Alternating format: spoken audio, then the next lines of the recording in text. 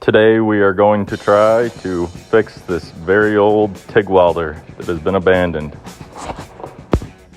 First things first, we put a plug on it, and then we found that absolutely nothing happened. Nothing would turn on.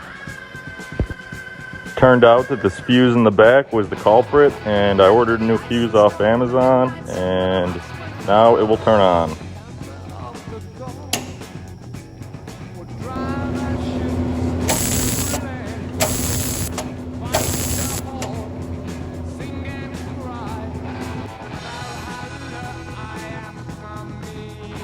Here I am removing the lid to the water cooling unit because it did not pump any water.